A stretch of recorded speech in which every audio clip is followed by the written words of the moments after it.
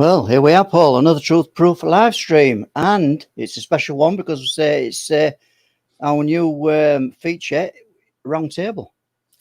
We're really looking forward to this, Les. Seriously, but some of my absolute favourite people to talk to, and some of them I've known absolutely. Chris Evers going on 30 years, but yeah, all good. So I think it's going to be an interesting night. Bit of debate. Nobody's got to end up arguing, have they? We can all agree to disagree because there'll be some conflicting opinions, I imagine, amongst these people. But all good. That's what it's about. Kicking these ideas about can advance us a little bit further, I think. So yeah. Yeah. So without losing too much time tonight, we'll just go through people who's kindly joined us on the chat tonight to listen to what our guests have got to say. So if we can just do a few name checks. Yeah, it's great. And I can only see a few of you, so please don't fall out if I don't say your name. So we've got Steve Tees, Sarah Hall, Louise Bowery, Lisa Odd, Billy GW, Tom Waters, Sober Carper. This all moving here. Let's have a look. Shaz Thorne, Jessica Pym, my daughter. Hi, Jess. Stargazer Eternal. I know Fred Flintstone's in because I always remember that name. 40 and 23. Ralph Winter. And I'm bound to forget people. Apologies. Thanks for support. Simon Riley. Yeah, got a concur, and our moderators tonight are the Rev and Sky are doing the moderating tonight, so all good. We don't know if we're going to get many questions in from you guys on the chat tonight, but if you do ask any, we'll endeavour to try and get them in there for our guests. Without further ado, Paul, without wasting any more seconds, we will bring in our guests one by one. Yeah. And we're going to go with... There you go. And let's have a look. And there we go. Yes. So welcome to Truth Proof, guys. Well, we've got Rev who comes and helps us most weeks, and all has got something interesting and alternative views, I should say. So all is good. Steve Mera, what's to say about Steve Mera? You know, I mean, if you don't know Steve Mera in subject of unexplained phenomena, especially in UK, you're living under a stone. So I'm not going to read the bio out because it'll take too long. Nathaniel Gillis, I think, seriously, one of the best researchers in the world, and I'd hands down, totally believe it. I'll give you that $20 after the show. Yeah, you can have that, mate. Chris Evers, OLM magazine, I missed out Steve's Phenomena magazine, but Chris always does the conference, the OLM conference as well, and we've been friends for, I don't know, over 20 to 30 years. And his knowledge on the subject of UFOs is quite phenomenal. And Rick Allan. That's all right, Paul. I'll make it up as I go along, mate. Yeah, well, it's all good. And Rick Allan, not last but not least, because we had him on a few weeks ago. And, we don't mind me saying this, Rick, we're a bit Marmite because you either love what Rick's got to say or you don't like what Rick's got to say. But what he's got to say is valid and it's interesting. It's a different viewpoint. And, you've invested a lot of years in your chosen genre of the unexplained, should we say, Rick? So welcome to Truth Proof. So, it's all good. So, anybody want to kick it off with a little bit about yourselves? If not, we'll get Les to fire a question out because we have prepared a few questions. And is Les there? Is he around? Oh, well, I can start off with a pretty basic question, actually. And this goes for roll, I think. Yeah, and this goes for all the guests on tonight. It's a pretty basic one. Do you think that the aliens exist? And if so, they have good or bad intentions? Okay. I'll kick it off if you like. Well, obviously, I think we all think something akin to the aliens, not necessarily extraterrestrial, exist. Good or bad intentions? I think both. Myself, I think probably both. And I also think it could be the same intelligence that are doing both. But let's let someone else speak. Okay, I think I'll go with that one. I mean, it's the problem for me is, when you actually really want to look for the real nuggets of evidence here, there is no evidence to support that actually aliens at all. Extraterrestrial hypothesis, where's the evidence? I mean, even NASA, after their investigation and confirming that they don't think the UFOs are extraterrestrial, there doesn't seem to be enough information. There's certainly not a super highway of traffic passing backwards and forwards to Earth. That's much we do know. Not that we do get some little bits out there in all of it. more evidence to support that it's more terrestrial phenomena, geologically connected, and a phenomenon that interacts with us in many ways and has many masks. That's what I think. And yeah, are they any good? Well, I don't know. I mean, the problem is that, you know, if the aliens have done you, if whatever these things are, and you know, they can completely manipulate the human mind and perception, then they can get you to believe it's a good experience. And then you go away and you'll tell researchers it's good experiences. And then the researchers follow the narrative and say, oh yeah, it's all good experiences, and write books and tell people the world, the aliens are good and here to save mankind. No. Here to save the planet. No. And they really care about us. No. So I would suggest that there's a lot of manipulation and about how we perceive this phenomena in multiple different fashions. I mean, it's got lots of different names. You know, we've given it names and titles since it's an age-old phenomena. And if you track the phenomena, you can kind of work out what's going on, in a sense. If you try and track the mask, forget it. I mean, it's forever changing, you know, and interacting in so many different ways. So it's really hard to say. But for me, I kind of read between the lines and I suggest, okay, well, it's not all love and light. There are some bad things out there. People have been killed by this phenomena. People have been seriously injured by this phenomena. It's very, very deceptive. You know, it takes responses over our own brains and actions during these experiences, where our perceptions are altered. It forces our brains into theta wave process, which is we don't even know it's happening to people who are experiencing this stuff. It puts us in a brain into the way of easily being manipulated under those conditions, especially under theta. Yeah. And of course, our cognitive limitations. People don't act normally under those experiences, and only afterwards they kind of go, "Why didn't I do that? Or why didn't I do this?" You know, so it's a tough question, to be honest with you. Even though let's say it was an easy one. It depends. People are always going to argue and say, "Well, I had a good experience," but at the end of the day, it could just be agenda. You know, some of these things are going out doing experiments. Maybe they're trying to figure out how good we are at learning some of these processes. That's part of the agenda, maybe. And at the other side of it is that people would never want to experience this phenomenon ever again. So it's a tricky situation. It depends on who's had the experience and how truthful or authentic that experience is. Thank you. Who else wants to take that up?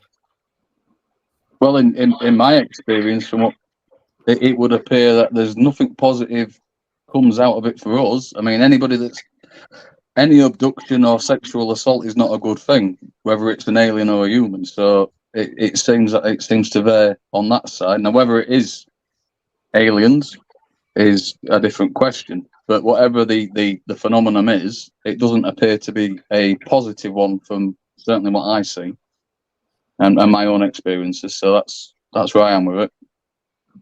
Thank you. Nathaniel? Well, I think that the ET hypothesis has not been proven yet. I mean, what kind of an alien would cross space and then show up to bastardized Kabbalistic rituals? Makes no sense to me. I would refer to Collins Elite Research when they went to Sibylline to ask her if she could conjure up the entities that Aleister Crowley was in contact with. And sure enough, she did. And they were interrogating the entity and they asked it rather, "Are you an extraterrestrial?" And they mocked them and laughed at them and said, "This is our newest deception. Our newest deception." So I think Steve highlighted the nuance of this mystery, because once we start to look at its newest incarnation, we lose it. And so that's where I'm at with it. But I don't know.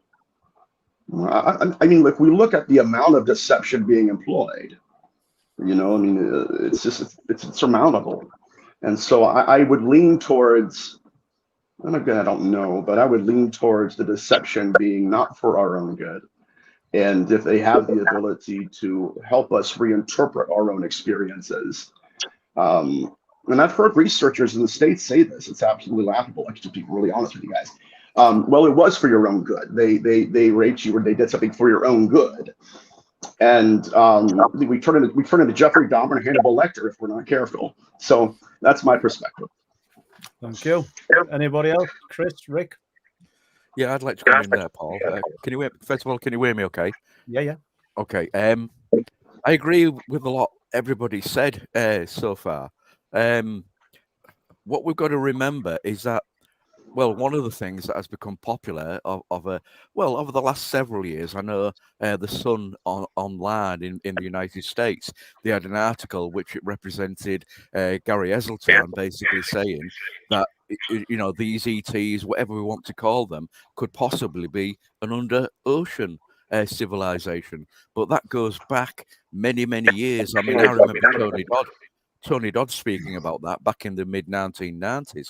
You know, in an article in the old UFO magazine, he mentioned something about that. But if, you know, they are not from an underwater existence, where are they from? You know, are people actually seeing these things? That's what we've got to ask as well. You know, if they are not from an underwater existence, and we don't have ET, i.e. spaceman, coming to the Earth, where are they coming from? But it also throws into doubt many of the things that we know of from the past. People like George Adamski, you know, Valiant 4, and all the rest of them that have been there in the past. You know, we know a lot about the so-called, they're coming to help us. Yeah, no, they're not. They're coming to take over. Well, if they're coming to take over, why don't they just do it? Get it over and done with. Get it finished. We can't stop them. They're clearly an advanced civilization of some sort that is behind all of this. Okay. Are you any thoughts on this, Rick? Yeah.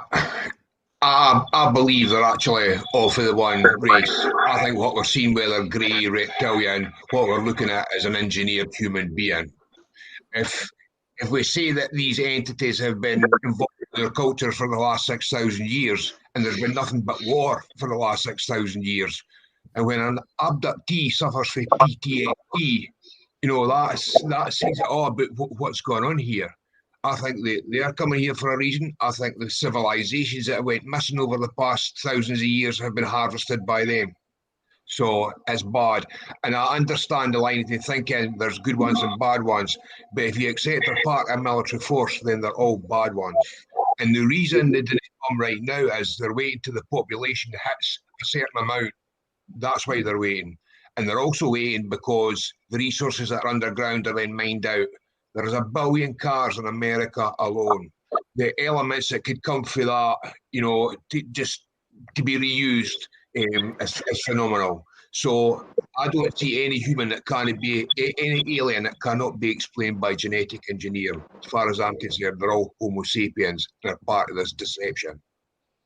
Anybody got any views on what Rick just said, or anybody else? No, I think it's a really good point. What's been made there. I think sounds like we're all on the same page here. I mean, do you know what? It's funny. We had this discussion 20 years ago. Researchers were kind of going, well, you know, it's the extraterrestrials and they're traveling the vast distances of space. And well, I'm seeing over the last 5 years a turn that people are really starting to now question the phenomena. And it starts to get very intertwined. You know, I mean, with the more research we do into various fields, and the biggest problem that we had, I think, is the compartmentalization. I've said this so many times, is compartmentalization of the subjects. You know, we've for so many years, the paranormal guys weren't even stepped foot into the UFO quadrant, you know, and the same for people that are studying, you know, metaphysics, and people that are studying quantum realities and the supernatural, the spiritual, call it what you will. I think now, I mean, the only really way forward is getting rid of those boxes. That compartmentalization is really has become hazardous for us, because we've been refined, you know, been stuck in a box trying to figure out what the hell's going on here, you know. But the paranormal aspects alone in the subjects of the UFOs is absolutely tremendous, and we're recognizing even the similar physics that are involved in the metamaterials that are being used. I mean, if you just take an example of an analysis of poltergeist type apports, shows exactly the same diathermic reactions that's found in plants that are affected by UFOs that manifest close to the ground. Yeah. Is that purely by chance, or is the materialization process of a UFO and an apport in a haunted house or whatever the same process? It's being utilized here. One of the biggest problems is that, you know, I'm sure, absolutely sure, that authorities know more about that this is leaning more towards the metaphysical, the interdimensional, the quantum realities, more so than any of us. I think the ruse has been is to tell people to keep their eyes on the skies, give us that implanted idea that these things are traveling the vast distances of space to come here to visit Earth, only to crash. Or, you know, I think if crashes do happen, you know, I can't just imagine that they're going to fly all the way here and then just drop in a field somehow. You know, it just doesn't really make much sense. And you know, when you start looking back into how they've tried to interact with this phenomenon, well, first time it appeared was around the sales tables and the subjects of supernatural and the magic. And, you know, that's where they first showed their faces. You know, they're involved in the skull. They're involved in many, many different incidents around the world. Douglas, the aircraft company, Bell, Boeing, they've all been around the sales table trying to gain little bits and bobs of information in aeronautical technology. Only on very well secretly established meetings, you know, where they managed to actually gain contact with some type of intelligence. This is not much different than the Vril Society doing exactly the same thing years back. Now, the problem is that, you know, this phenomenon never gives you the full thing what you want. The whole process of keeping communication channel open is so that it gains you to keep coming back and back and back. And it gets eventually, it excites people and gets under your skin. And once it's there, it's problematic. It causes ruptures in your life, problems in your life, hitchhiker effect, all sorts of different things. In fact, even my own research over the last 40 years, I've had to take respites away from this phenomenon just to stop it interacting with my life so much, because it goes bloody crazy sometimes. And when we know we're on something, I mean, myself and Barry have been doing research on Sumerian dogmen. The Sumerian dogmen are demons, Sumerian demons, the dog-headed people, you know, and when we got into that, boy, bloody hell, all hell broke loose for a week, myself and Barry. It's kind of indicators, says, look, you know what, sometimes they don't like us looking into certain areas, you know, but I would say that these are, I really do think that the authorities know about these connections to the other sides of realities and stuff, and that the push, the ruse is to keep our eyes focused on the hypothesis of the Star Trek episodes, that they're all bipedal, coming from all these different planets. It's like a Star Trek episode, it sounds to me, to be honest. Yeah, you mentioned the Sumerian dogmen, and all hell broke loose.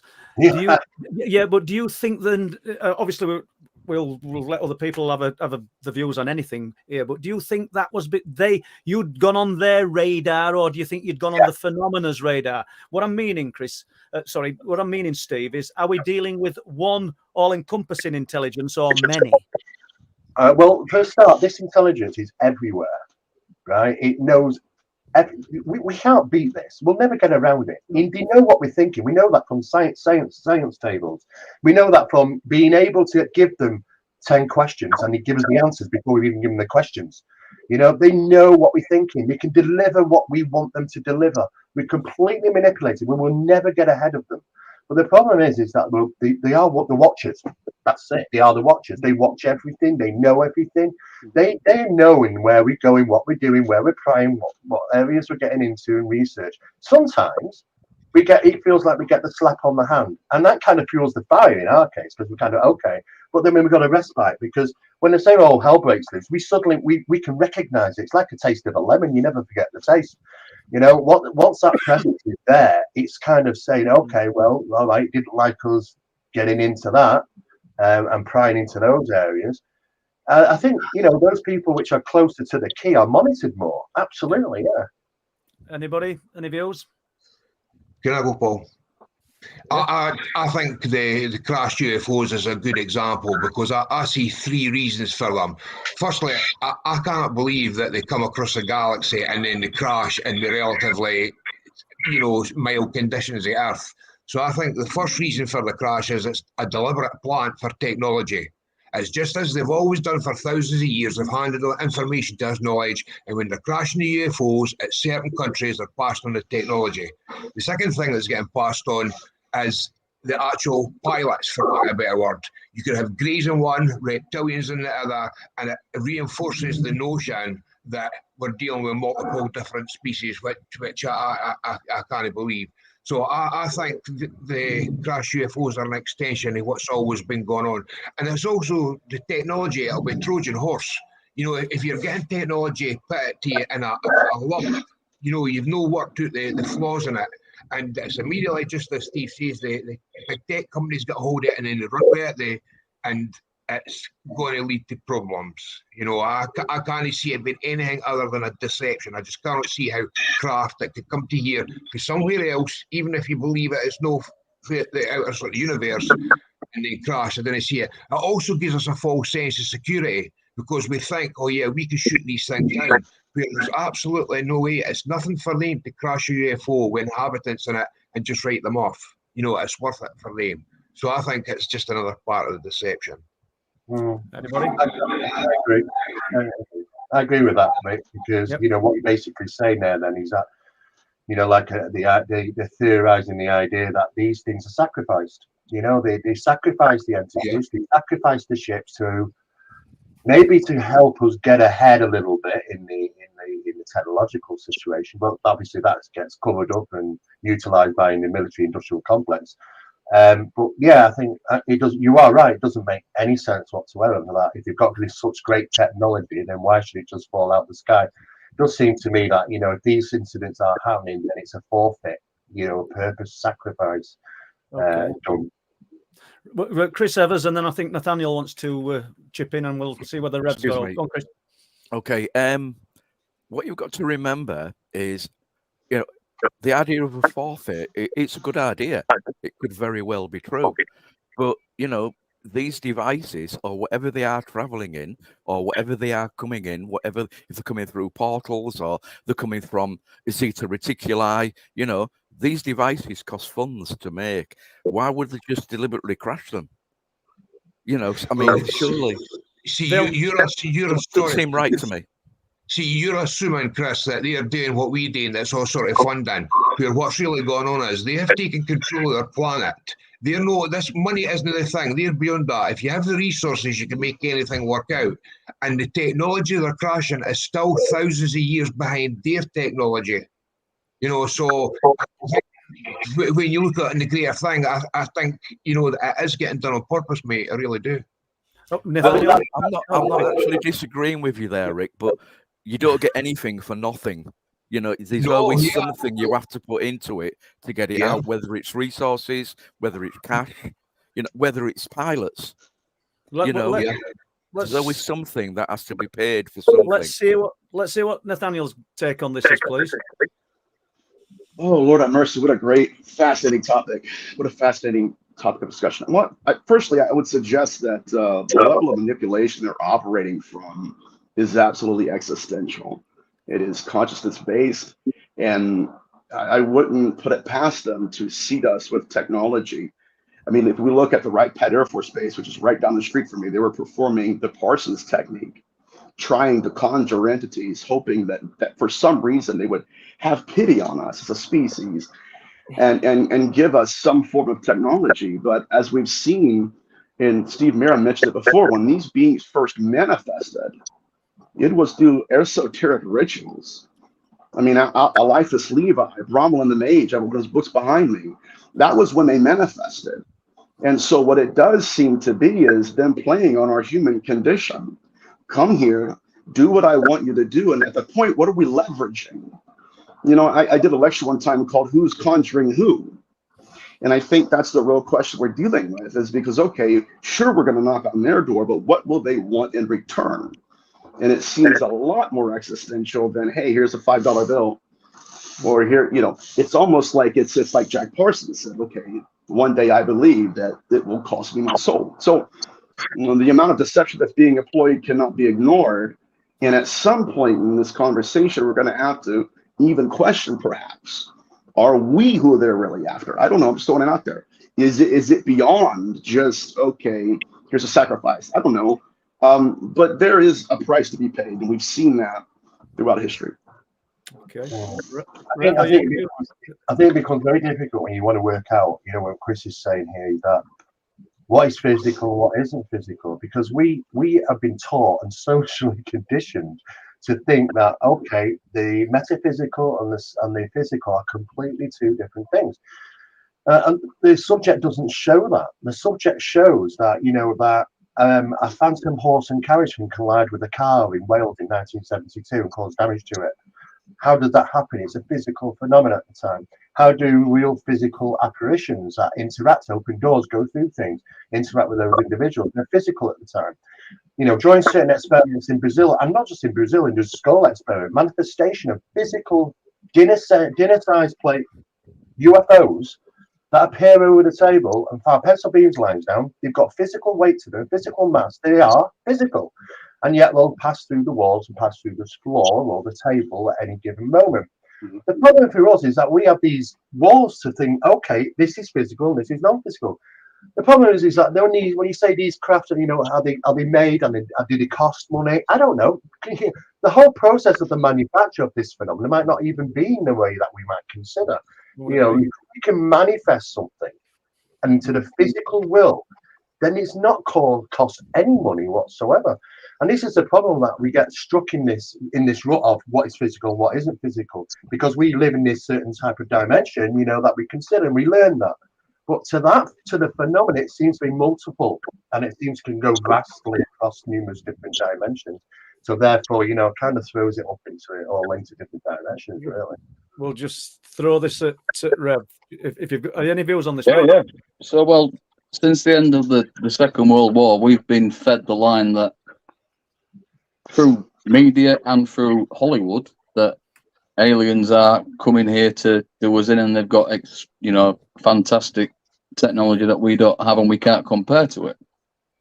But in actual fact, it would appear that maybe that's more just a line, because it keeps getting said this. They're supposed to have been the meeting with Eisenhower where they had an arrangement whereby we would get technology and they would get to take a certain number of people. Why do you need to ask that? If you want something and you're that big and you're that powerful, you just take it. You wouldn't need to ask that. So it seems to me like a lot of the deception that's played on us is about what they are and how powerful they are. And to me, it's suggesting more that they haven't got as much power as they're letting on. I believe that all these things, they can be taken out. And I certainly believe that in order to gain trust and build up a narrative, having UFOs crash, having stuff readily seen in public places, all adds to that. It all adds to the weight of fear, and fear equals control. Yeah. So that's the way that it seems to be played out to me. With regards to what Steve was saying about how much it might cost, money's a material thing that doesn't exist. It's a bind. It's something that controls us. But in reality, it doesn't really exist. You can get by without money if you take yourself out of the system that you're in. Yeah. And they're not in our system, are they? So that doesn't even equate into that equation. So, yeah, that's how I feel about that. Okay, thank you. Well, unless there's else to add, I can ask Les, but Les has got some more questions to throw in at us. Have you got your mic on, Les? Yeah. I mean, with regards to the ocean, Nathaniel might be able to help us out with this one, but in biblical terms, it states that all the Nephilim, all that type of stuff was pushed and kept into the seas, into the abyss, which is the oceans. So it's a theory, but yeah, evangelical researchers right now are struggling with this. The phenomenon is stretching them outside of their comfort zones.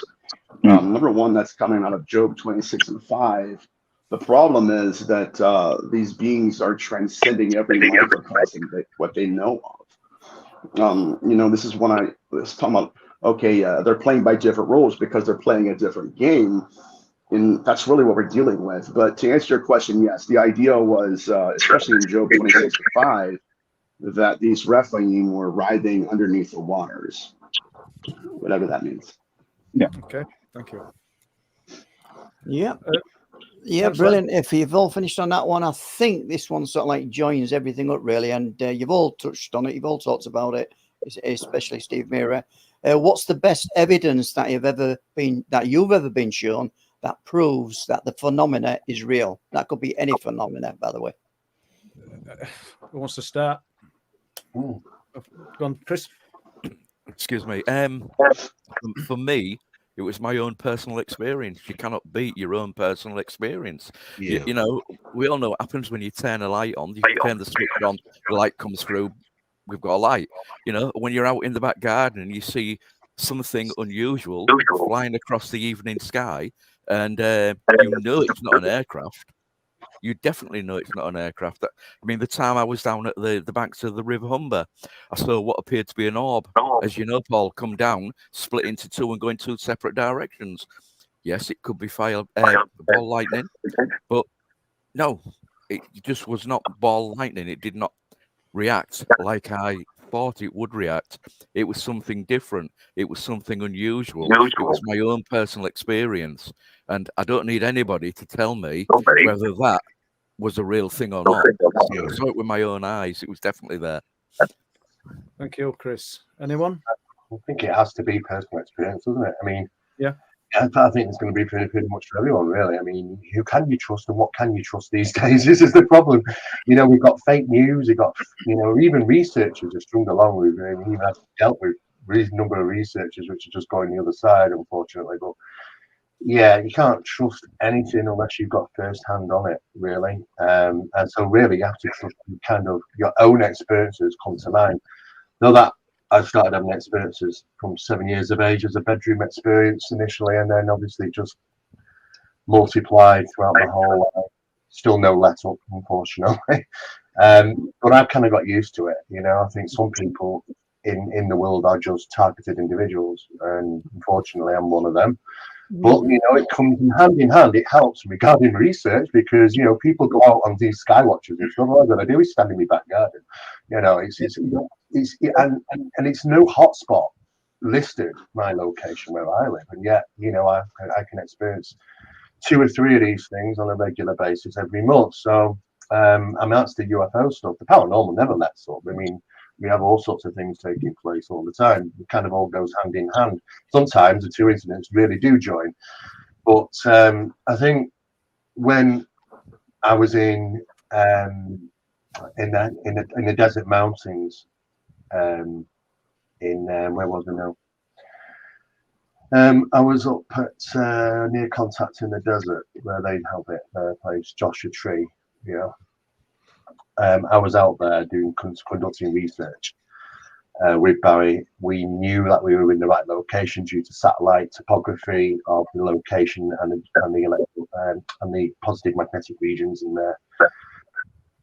So we went to the location. We knew it was a hot location. First time we'd go there, completely isolated, and we sat up there like normally a pair of idiots looking around at nothing but just stars for a good 20 minutes, thinking, okay, well, all right, well, we know this is the location, but hey, you know, we had some cameras out and stuff, and nothing, absolutely nothing. Until Barry said, you know, let's get those cameras put away. And as soon as we put them in the trunk, as soon as we closed the lid on them, this thing just appeared over us. It was huge, it was gigantic, it was large, it was covered in lights, very bright, so bright they were like welding lights, you know, beautiful arcing colors, absolutely hypnotic. I'll tell you, it is. It's like glamorous, yeah. You know, and you just stood there, just transfixed to this thing. And we flashed the torch at it a few times, and it replied back, and it made no noise whatsoever. It turned on as if it was already there and just like switched on like a light bulb. So I think they were already there, just kind of monitoring us. But after watching this for a few minutes, you know, just in awe of this thing, just sat above us and not far away. Remember Barry kind of going like this, you know, and he went like this, and we turned around and they were on the ground. They were on the ground behind us. But my whole body reacted. Fight or flight kicked in. You know, I know to recognise that get the hell out of there feeling. And I got out of there, to be honest with you, I did. And we both hot-tailed it out of there. But yeah, that for me is like, okay, well, that's proof to me. Nobody else would have been there. It can't have been hoaxed. And so I'm pleased to say you have to trust your own experiences. I mean, to some degree anyway. But whose research can you trust? If we get, you know, so many people will pick up a book and say, this is the evidence that this guy's talking about. But how do we know it is? You know, the stories can get twisted, the information can be wrong. Some guys can actually be taken down the wrong route, and they write about something. And all these things get passed on into the, and that's what it was. You know, the disinformation. There's more disinformation in the subject than information. So how are we going to ever get to say what is the best evidence? You have to trust, like Chris says, you have to trust your own experiences. Okay, Nathaniel, Rick, anything? Yeah, I'm quite old-fashioned. I'm a big fan of the eyewitness thing, Paul, because if you look at enough reports over a certain amount of time, patterns start to emerge. There's certainly things come out, and they've been coming out for hundreds, if not thousands of years. When you're listening to somebody and they're trembling, you know, when you hear the emotion in their voice, when you see them reliving it, you know, that's fair enough for me. It might not work for the scientists, but I know what this person is telling me. They're being honest, and certainly they believe what they saw. So, yeah, I think you have to start for people themselves, because all the hard evidence is in the hands of the government, and that's not going to be released anytime soon. You know, no matter what the UFO hearings are saying, they're not going to reveal the hard, solid evidence. So I think when you look over a long enough picture and you listen to people from thousands of years ago, you know, you're hearing stories that are very similar to the ones nowadays. So yeah, I agree with what's been said. I think it's to start. You have to trust yourself. You have to trust your own abilities, your own instincts as well, and they develop over time. Any views, Nathaniel? I'm sorry? Have you any views on this, Nathaniel? Yeah, I'm going to lean on everybody else here. It's a personal experience. You know, when I was growing up, I was 8 years old, and we moved into a haunted house. And I would wake up in the middle of the night, and there would be a full-blown conversation going on above my head. Couldn't understand what they were saying, but they wanted me to hear them, but not to understand them. And so that was the beginning of my encounter with the phenomenon. But what really made an imprint on me was the preternatural fear that it would just project on me. And I knew it's like a coping mechanism for a little 8-year-old playing on a Game Boy at nighttime. Why am I feeling terror? This is supernatural. There's something different here. It's so strange to me. And if I could use the word alien, no pun intended, very strange. And so that left an imprint on me. And I think it goes deeper than personal experience, because to this day, I'll get triggered. I'll feel that same feeling, or I'll do an investigation, and it's like I'm right back there. And so that's what really influenced me. And there's a theologian named Rudolf Otto, and I'm not all about theology, by the way, but he wrote a book called The Idea of the Holy, and he called these beings WHOLLY, holy other. In other words, we don't even have the vocabulary to articulate what they are. But I think, again, to lean on everybody else here, personal experience by far. I would agree. Yes. So from my own personal perspective, is everything that I've seen initially, it's been all my life. So I always looked at it as being paranormal, alien. But then as I've slowly worked through stuff, I'm seeing more trickery, more deception. Like Steve was saying, there's lots of people that get given information and then they pass it on, and there's no where that information comes from. I mean, if a government source suddenly turns up and gives you a dossier that's classified, you've got to wonder why he's giving that to somebody off the street. You know what I mean? And there's a purpose behind what they are intending to do. And at the end of the day, it doesn't matter if we drop on what the truth is. There's that much confusion out there. That's all they need. We can know the truth. The confusion's there, and they can still get on with what they need to do. So, you know, you mentioned trickery, and like everybody here, we're all invested in the same phenomenon, whatever it is. But do you think each one has been given a chosen path? Each one of us, you know, and seen and experienced different things. Because I know Rick's avenue of research is vastly different to mine in a lot of ways. Do you think we're given these roles? Can I take that question, Paul? Well, I could say 1, 2, 3, 4, possibly 5 people on this panel that I think have been selected for the phenomena, and they've been hit so hard that eventually they go public, they take it out, and they find other people in the same sort of scenario. And that's what that's doing is once these people start to come forward and you realise to what degree the phenomenon has its tentacles all through society, that's when it becomes truly frightening.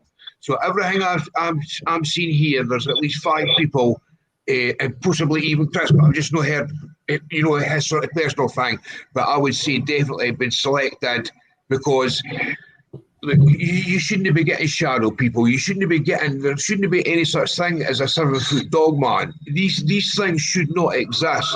And what you find is instead of giving 10 different experiences to 10 different people, you'll tend to find 7 to one person, 2 to the other, and the person that's in the 7 will go forward. They have to get to the bottom of the truth, and as they create a path, other people come forward, and then you see the level of deception. And part of that's about fear, as Rev says. Once you fully understand it's not just you, it was bad enough when it was just you, but when you realise it's gone on through everything else, then that becomes really terrifying. Thank you. Anyone? Yeah. I think it's interesting just to say that, your experiences saturate your location. In other words, if you bring people into your circle, they'll experience it as well. Yeah. It's not just, and though that I do believe, Rick, we are targeted in some way. Yeah. And I've tried to figure out what the hell makes me different, and I suppose other people have asked the same question. What makes me so different, than other people? Why do some people?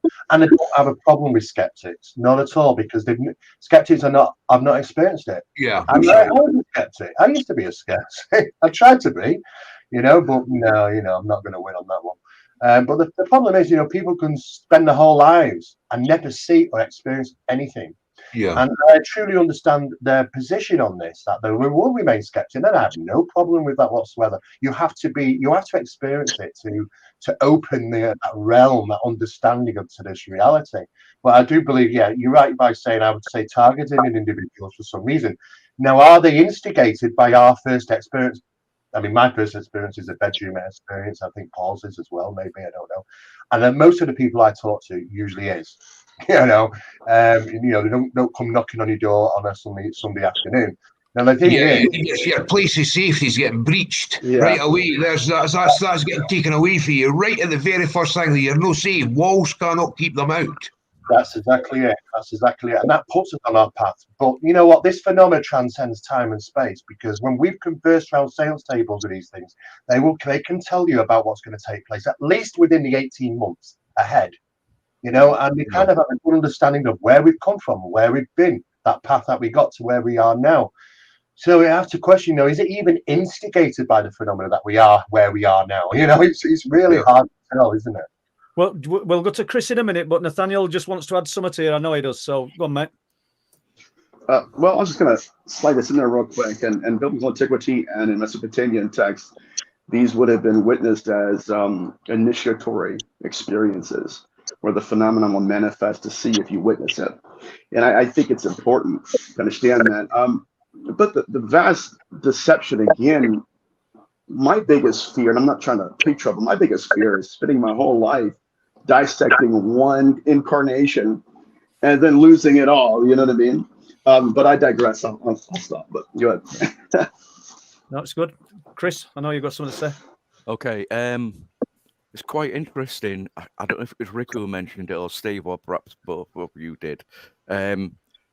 We investigate, or we examine, or we research, or we look into the paranormal, right? And it's been pointed out that we've been picked out to investigate this, to look into this.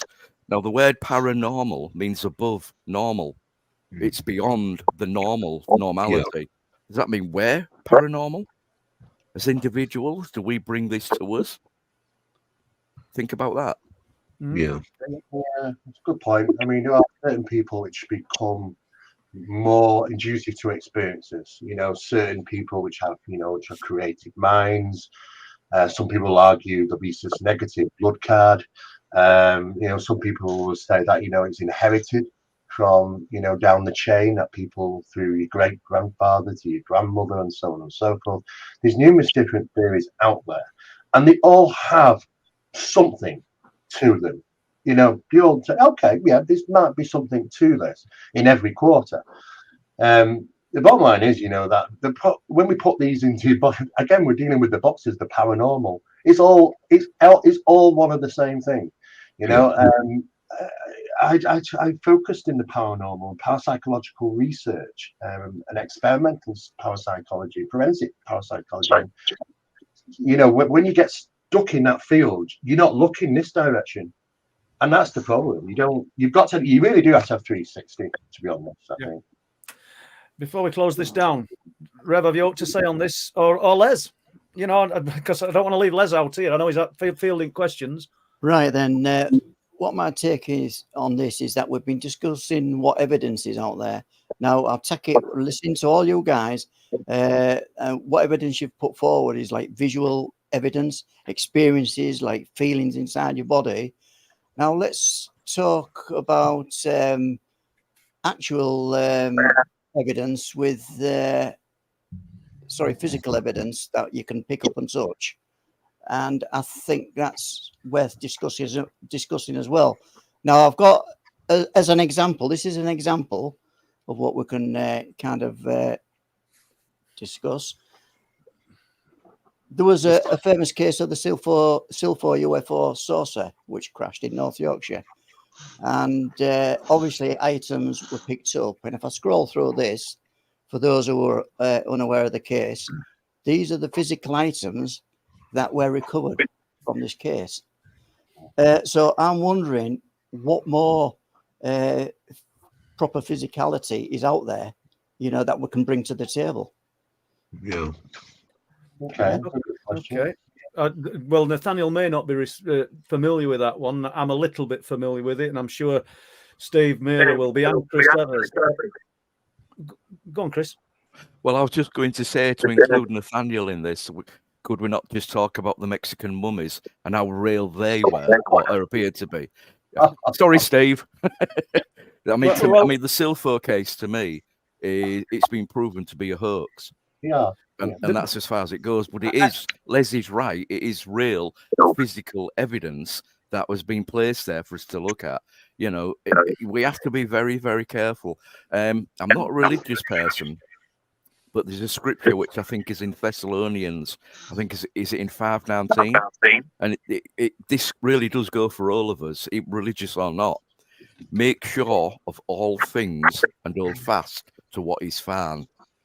And that basically is how we should approach our investigations and out looking for information. Yeah.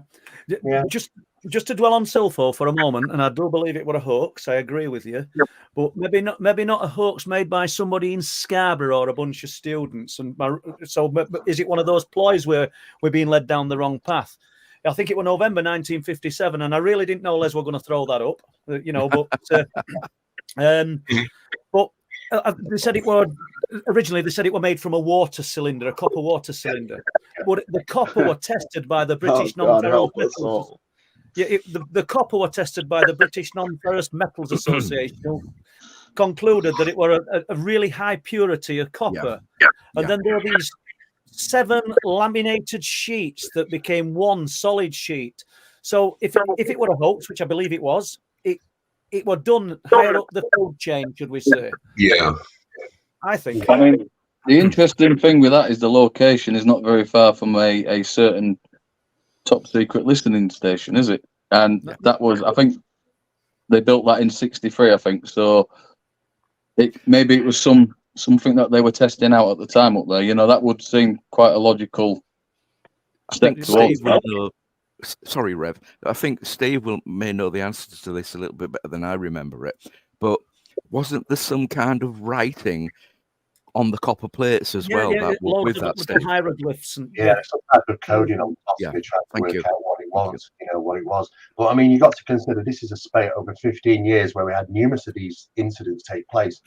You know, people were dropping them from aircraft. These things as hosts. One happened in actually Yorkshire. The police were involved. And it was a disc. It was about 1 meter in size. Looked to be completely all one piece. Eventually, the farmer in the field thought it was best to hit it with a hammer to find out what was inside.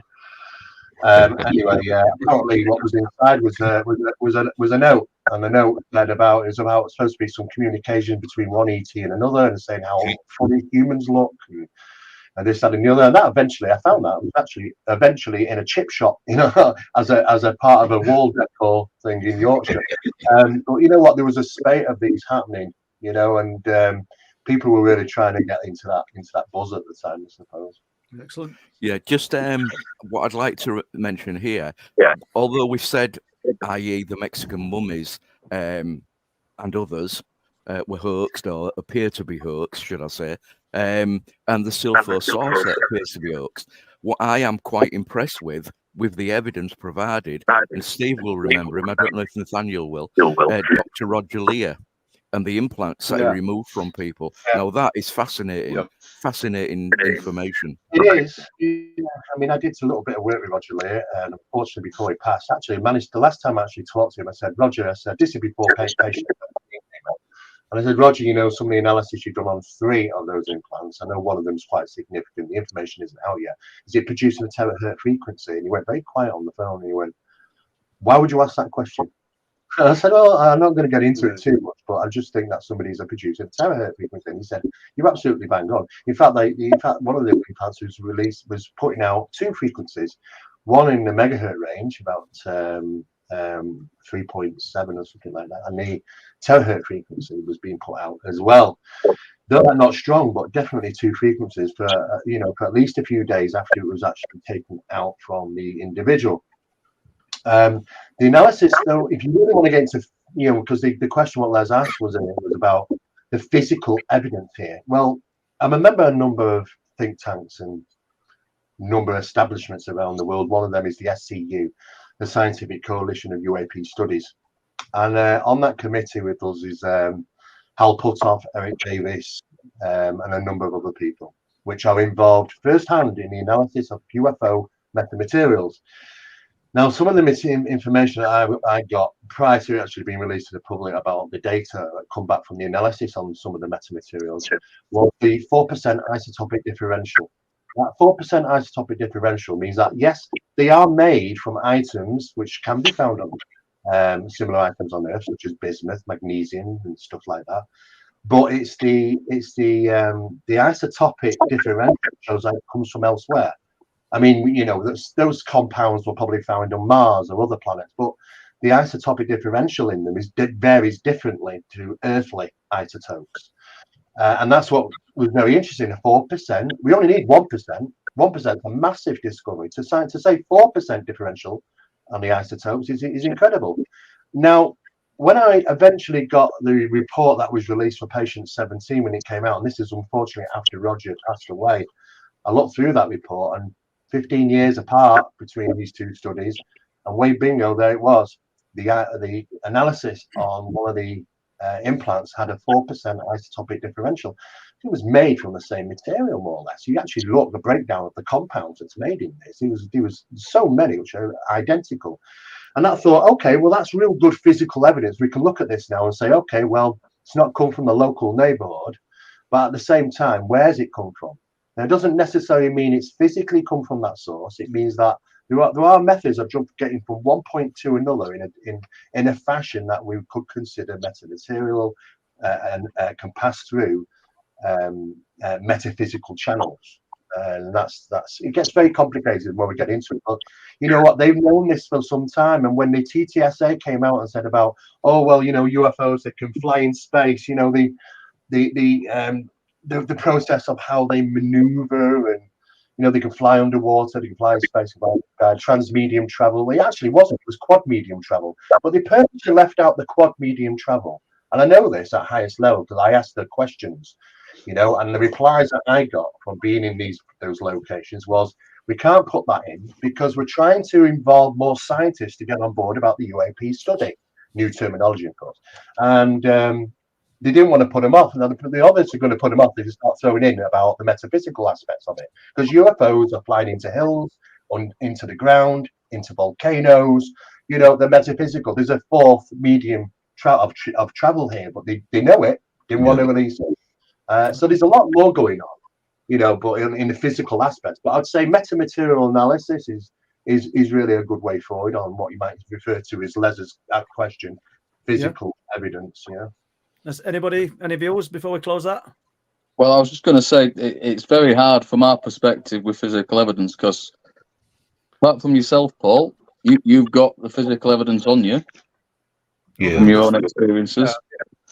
A lot. I mean, I remember talking to a former special forces guy who told me that they collected crash remains, and he was talking about the little greys, and he said that when they found them, they were still alive, and they'd stay alive for about 3 days. But he said they were like a droid. They were just a machine basically that had this bio skin, I guess. And I have no reason to disbelieve him because he proved to me everything else about his life. So I trust that was what I was told. So, but they have the physical evidence, don't they? The government, people like that. So it's hard for us to get hold of that sort of stuff. Okay. Anyone else? Okay. Right. Let's. Yeah, and my mic's still on, isn't it? Yeah. Just now. So I've got a pre-show question, Paul, and this came from Alf Hooker. Don't say his name so fast, guys. And this one's for Steve. It's a question for Steve, actually.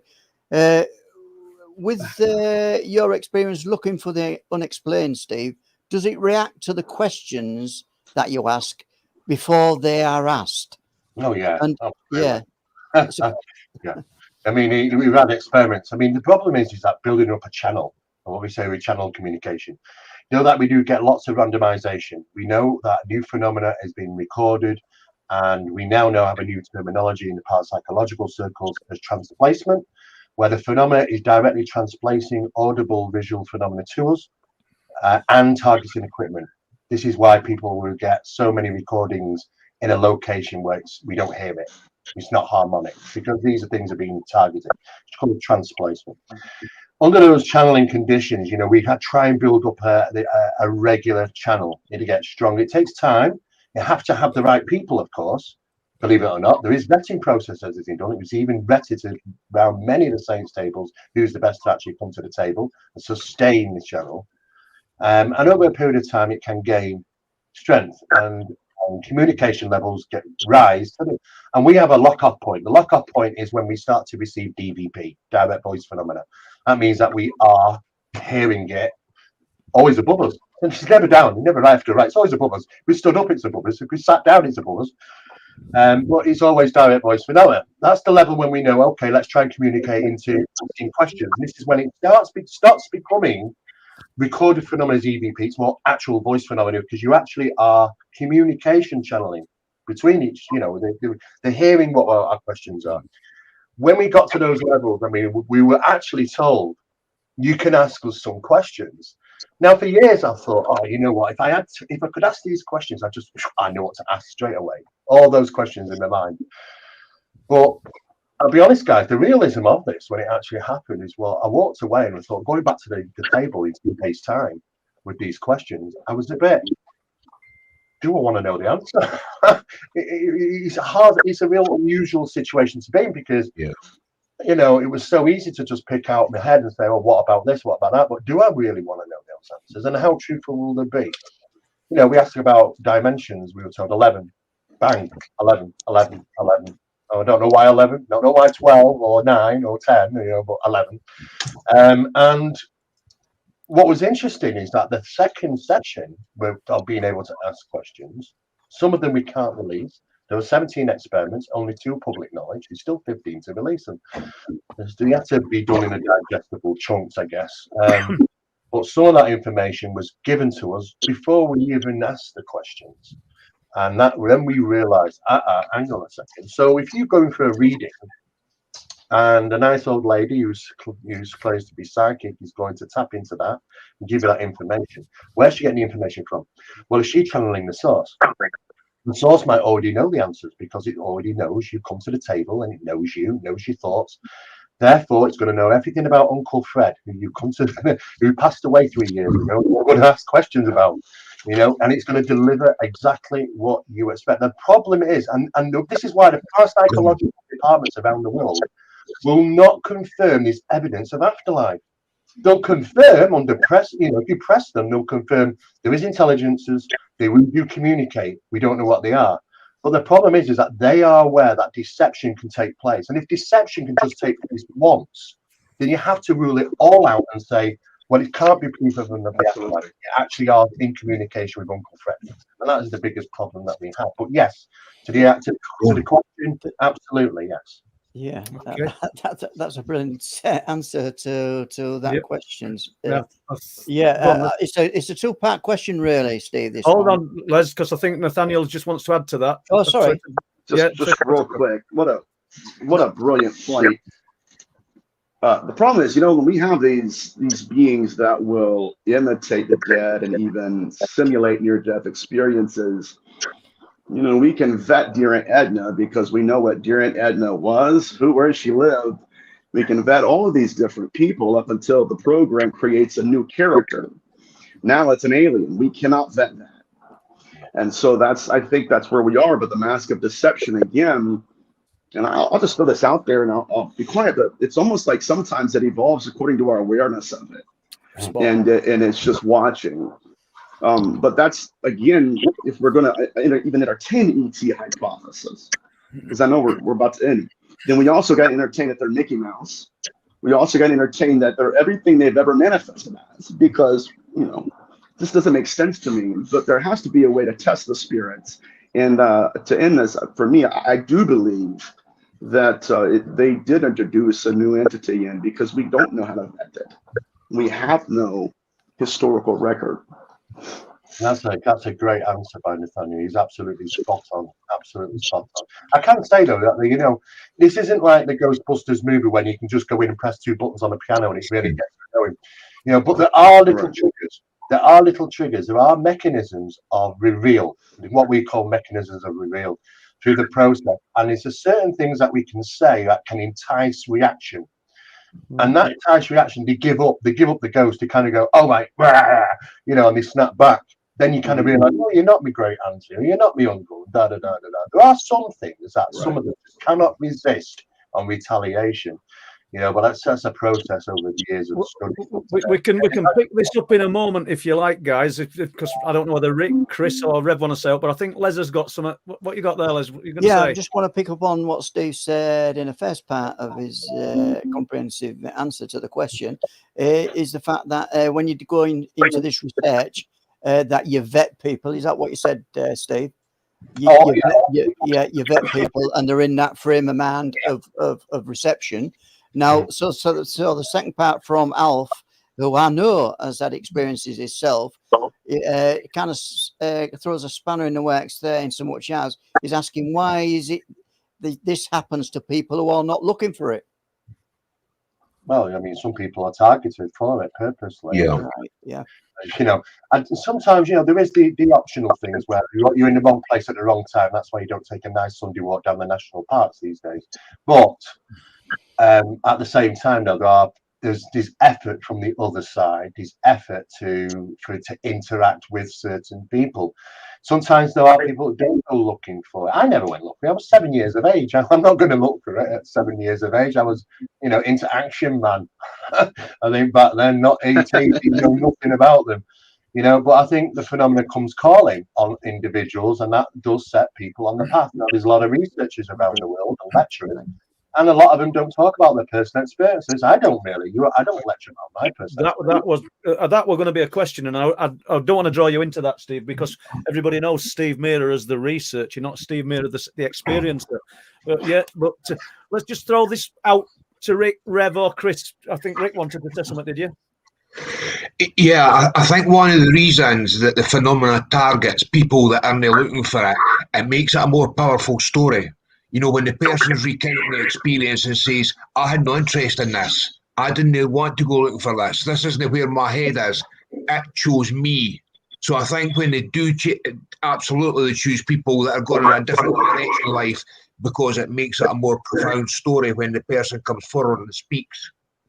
But is it a positive?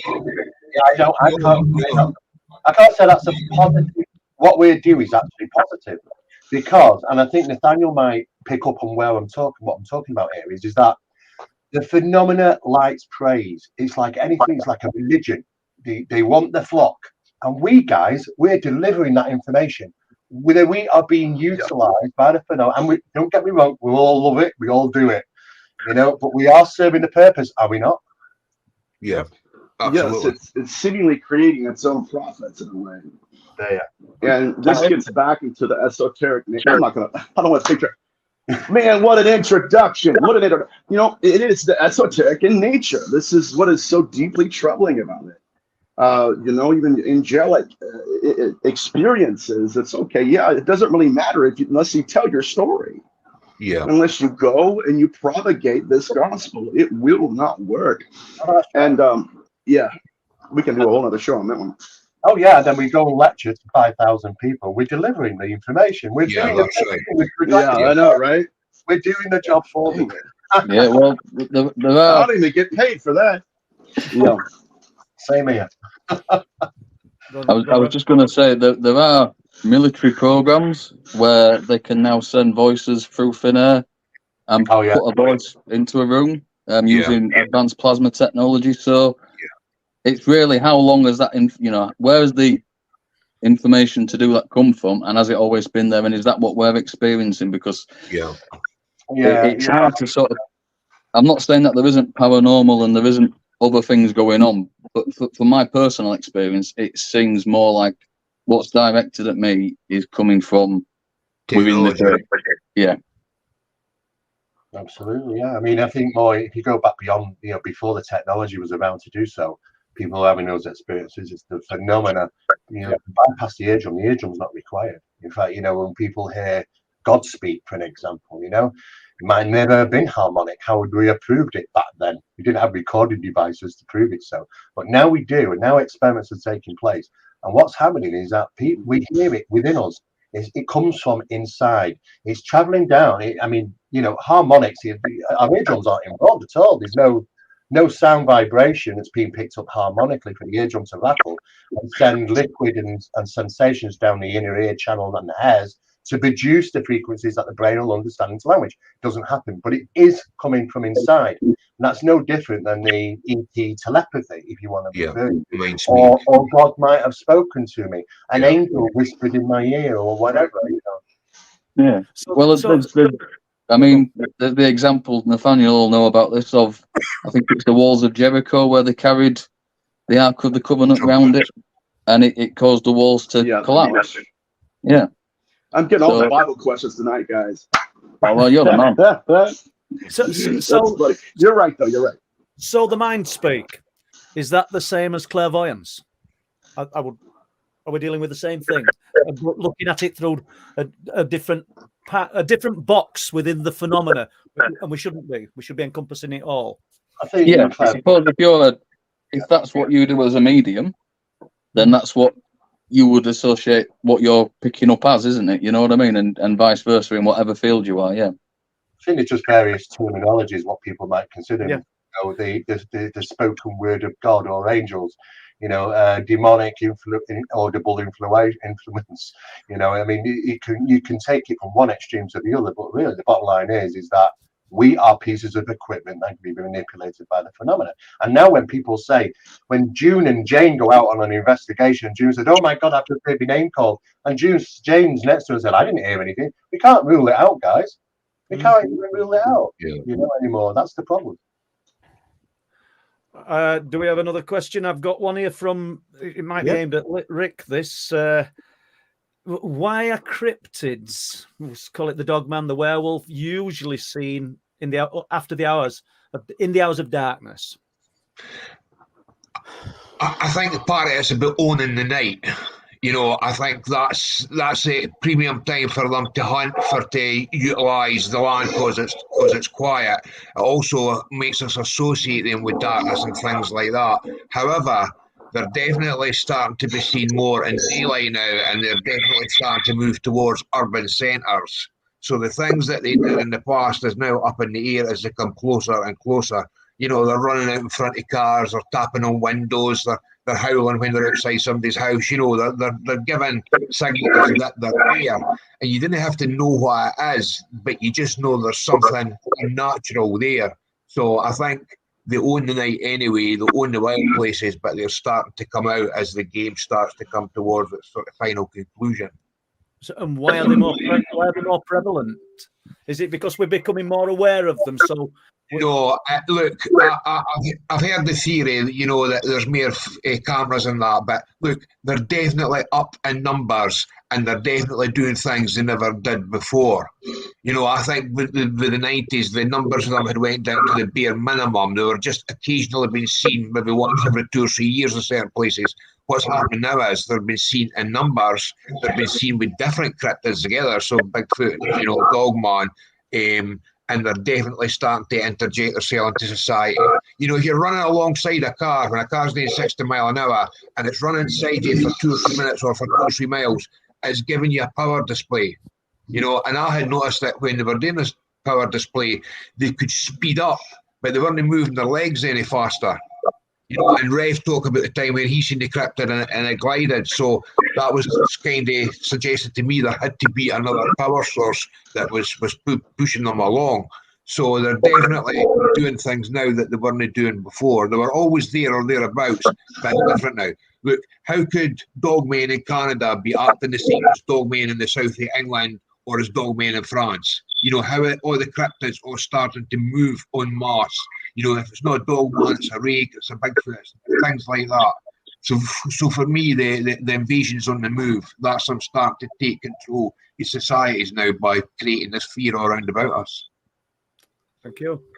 Anybody, any views before we? Yeah, well, I mean, if you want to, if you look at, let's say, for instance, that they are coming here from elsewhere, they've managed to remain completely hidden until they choose not to be. And I would imagine if you want to scare somebody, if you want to put that fear into them, it's a lot easier to do it when it's dark because your mind is able to overreact to everything. Yeah. Than it is during the daytime. You know what I mean? Yeah, So that's fair enough. Yeah. Yeah, I'd agree with what you're saying there, Rick. I think some of the latest studies in regarding the cryptid phenomena that we've been involved in demonstrates that we're dealing with probably something which is more of a parasitic, fear-inducing phenomena. Now, its whole purpose, you know what, these things are, for what we see, the predators. Forget the name, the werewolves, dogmen, or whatever. The predators. No predator does the chase, the hunt, and walks away. And that is what they do. When the game is up, when they can't push you further than being frozen in fear, they walk away. And the whole induction of this is no different than the poltergeist phenomenon. It's exactly the same. Now, there's been arguments about fear pheromones most recently. That, you know, do humans still release them? Well, yes. Can humans still smell them? You know, and tests carried out in recent studies now have proven that yes, fear is still there and can be smelled. There is a smell of fear. Pheromones, you know, we're not too sure if that is the case, because we're trying to figure out why did he want to induce so much fear, stress, and vexation. They're like parasites. And the last time I studied, if you change the name, it's exactly the same process in poltergeist infestations. It's exactly the same process of vexation, fear cycle. They want to create fear and terror. Yeah. Any views? Nathaniel? Yeah, this gets back to, and I know this is going to be controversial. You know, whenever I talk to people, okay, they're always saying, well, if there's such a threat to us, why don't they just wipe us out? I think that we discount the parasitic nature of the phenomenon many times, because if it is of a parasitic nature, it's in their best interest to keep us as hosts, to keep us self-replicating their species. It's just a theory. But yeah, I think it's a brilliant point. I don't know all about the hybridizations of the cryptids. I mean, whenever I think of cryptid, I always think of Axelrod and Skinwalker Ranch, when the phenomenon manifested and kind of played its own hand. Oops. You know, it's one thing for me to say, okay, yeah, there's a random manifestation, It's another thing for the phenomenon to employ that as a mechanism of control and power. So one theory that I proposed to Paul, I think, and Paul and you, less probably even you, Rev, before, was that if we get too close to something, they don't like it. And it's just like even with Steve, with demonology, hey, if you get too close to the darkness, they will manifest. And I've experienced that in my own life. It's troubling.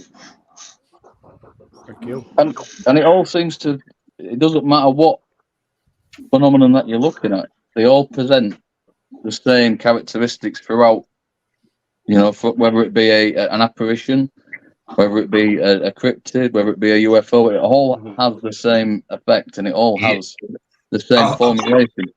A poltergeist will often start with scratching or tapping. A dogman will often start with scratching or tapping. You know, the similarities.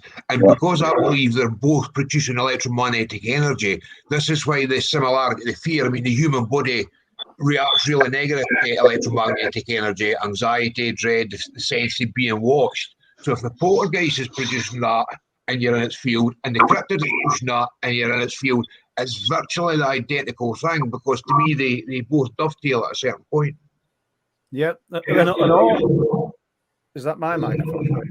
All aspects of the phenomena, straight all across the board, everything interacts with what people would call the Oz factor, the low silence, the UFO sightings, the cryptid sightings. Everything seems to be immersed in this strange bubble of silence. So there's the same exotic science working throughout them all, isn't there? In my opinion. Yeah. I mean, the silence, Paul, we spoke about this. I believe that's the static electricity in the air hampering the pressure wave, because sound's just a pressure wave. So the couple that spoke about the glass tunnel, you know, it went silent. They couldn't hear the sea, but they knew they should have been hearing the sea. And if you're in this bubble of static electricity, sound waves can't penetrate, so it goes to the silence. And then there's the anxiety and dread that it's producing on your body because you're feeling this. And that's the same with all living things. If we feel it, you have to assume that squirrels, rabbits, deer and all that are feeling it. And why pets go mental. You know, a dogman could be outside your house. You don't know it's a dogman, but your dog's going bananas. You know, it's not reacting to sight, it's not reacting to sound or scent. It's sensing something else. If they're producing this huge electromagnetic field, I think this is what's touching us and causes these feelings. Thank you. Before we close, Chris, have you anything to say on this? No, fine. I don't know a lot about dogmen and cryptids, to be quite honest. No, it's not one of the subjects that I actually follow or study. But good. Interesting thoughts, all the same. Thank you. Right. Do you want to move on? Have we any more questions here, Liz? We're coming off our question list because, as I said earlier, we had some pre-show questions in there. And so I'm going off the chat questions, and great to see so many questions in there. And thanks for Sky for sending them over to me. And also, I did bring up a little bit earlier, Paul, we had some super chat donations, which we're very grateful for. And thank you very much for the super chat. Right then, so it's a question, this one for Steve, and I'll put that on the screen now. Pendle Hill UFOs. Good evening. I can't make it out tonight, but a question for Steve. A question is: his company called Zohar. Is he a closet Kabbalist, or not that I have anything against that, but respect for all beliefs? Yeah, I've been asked this question loads of times because of its name. Yeah. It's simply because it's in certain locations it represents power. That's all it is, and it's about being positive. And everything that Zohar do, because we share networks all over the world and try and get the latest information from places where there is language barriers, there's communication difficulties, all sorts of things, because it's a global phenomenon and we need to get global information. That's the biggest problem. And keep it going, despite all the times that these platforms will try and stop us from putting certain information out and punish us to do so. We think that it is a necessity and important to do that. The Zohar name was picked because it was its representation of power in a positive way, so that we want to make sure that people, that we have something to do and we do it important to do. And that's hence the name, but we do get asked that a lot. Yeah. Thank you. Liz, Yeah. Hit us with another. Okay. Yeah, thanks for that. And another, and that was from Pendle Hill UFOs, as I said. Alex Thompson, a different track altogether, but maybe good for the panel tonight. And the question I'll put on the screen now. Question to all of the panel: do you think that Hatman is a single entity? Can anybody discuss that? A single entity. Oh, I don't think it's a single entity. I think it's someone that has multiple shapes and can morph into different shapes at different times, depending on the situation. I also believe it can split into multiple entities. You know, it can become an orbit, it can become a child. It's the same energy that can morph into different things. I believe it's photons, the electromagnetic energy. And we know that in fiber optic cables, they carry information. I think what you call the hatman carries the information to morph into different things depending on who's available, because it's scanning the electromagnetic fields of the people. So I think it's a multiple thing. I don't think it's one single entity, and it's absolutely not the devil. That's not that. You know, you could call it demonic. You could say it's actions of that, but it's absolutely not the devil. It's very clever. It's very good at what it does. And just to point out, a lot of people say they awaken and they can't move. The electric eel can take over the system of its prey. It can get the right frequency and make its prey immobile, paralyze it. When I see when people wake up and if they sleep paralysis and cannot move, and the entity's present, it only breaks when the entity leaves. I think what the hatman or the shadow person is doing is producing the exact frequencies to disengage our limbs as we're lying there. When it goes, it comes back. Sorry, Steve. Sorry, mate. Okay, no, I'm just saying, you know, when we talk about these references, again, the devil, you know, why would we ever consider that the devil is just not another mask? I mean, why would we ever really think that we ever see the source of this phenomenon?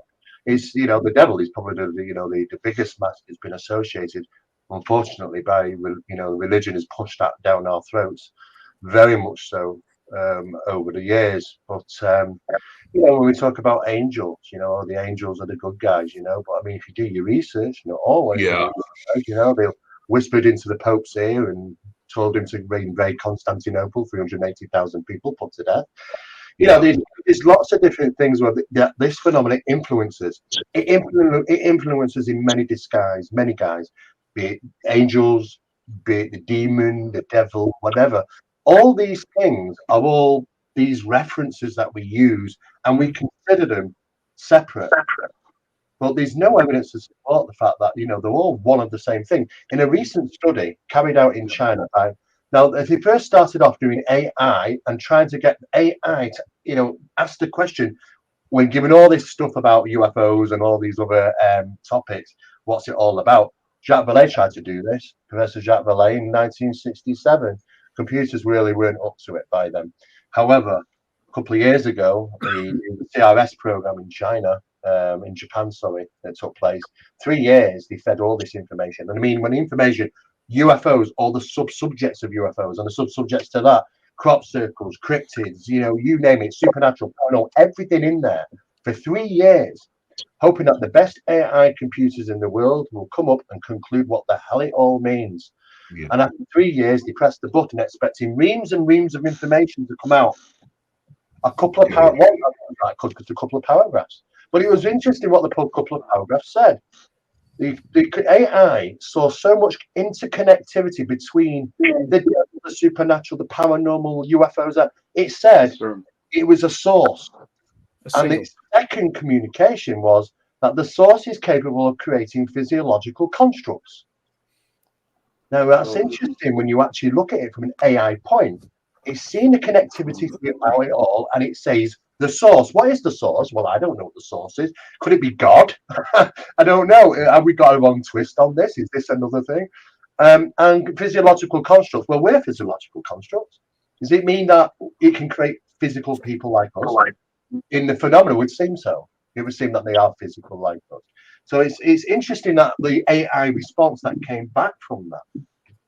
Okay, with Chris Evers. Excuse me.